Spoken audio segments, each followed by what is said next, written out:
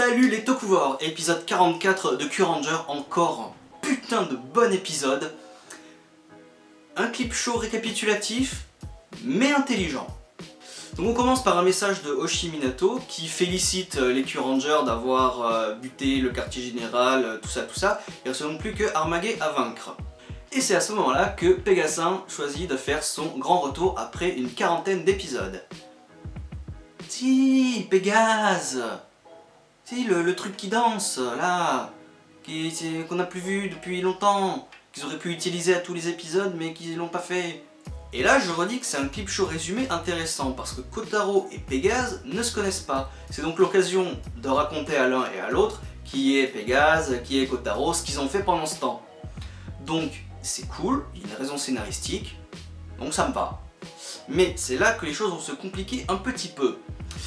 L'Orion détecte qu'il y a une planète du système stellaire du Corbeau, clin d'œil, en danger. Donc, forcément, ils se rendent de toute urgence sur cette planète. Et aux surprises, le planédium de cette planète se fait transformer en Dark Planédium pour qu'elle explose. C'est-à-dire exactement la même chose qu'avec la planète, qu'avec le QG de Don Armage. Pareil, le même plan. Entre parenthèses, Tsurugi nous raconte que c'est ici qu'il a rencontré Cuervo. Clin d'œil. Et après ça, on a un combat génial. Mais même génial c'est trop faible. On a un super Henshin, on a un super roll call power-up, on a tout. Mais wow, je crois que c'est le combat qui m'a le plus fait vibrer de la série. Je crois que c'était le meilleur combat de la série. Même Stinger et Scorpio, ça m'a pas fait autant vibrer. Même Armage contre Shishired Orion, ça m'a pas fait autant vibrer. Là, putain, enfin, on a plus de la moitié de l'équipe en power-up. Rien que ça, enfin, c'est génial. Bon, on reviendra sur certains power-up, hein, mais rien que ça, enfin, c'est génial. D'ailleurs, au sujet de Ami, qui utilise la Hikari Kyutama, est-ce que c'était bien utile de la faire libidineuse en présence d'un monstre tentacule? Donc au passage, l'ennemi c'est Anton avec un Deathworm, donc j'aurais préféré qu'ils butent Anton maintenant, mais bon non, ils vont buter que le Deathworm, donc tant pis. Et on a enfin la véritable identité de Don Armage révélée. Devinez qui c'est? Cuervo.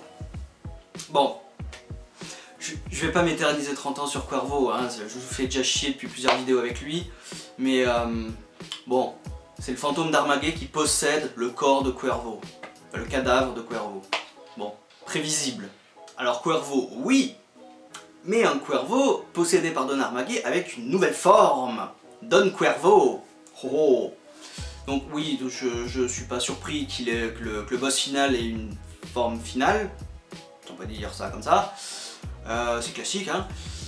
Sauf qu'après il se barre. Voilà, il dit regardez-moi, je suis beau, admirez-moi, je suis Cuervo avec une nouvelle forme. Et je me barre en vous révélant mon plan. C'est que ouais, j'ai échoué 2 fois à faire péter des planètes, et ben je vais recommencer une 3e fois. Avec la Terre.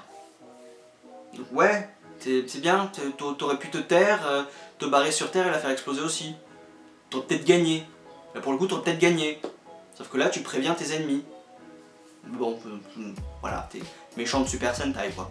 Donc voilà, c'était un super bon épisode, révélation, drama, tout ça. Clip show très rapide, je suis content. Parce qu'en général, les clips shows c'est méga chiant et méga long. Donc là, très rapide, c'est un très bon point. Un combat génial avec power-up, toute une séquence de power-up, tout ça, génial. Donc très bon épisode. Voilà, à bientôt pour l'épisode 45.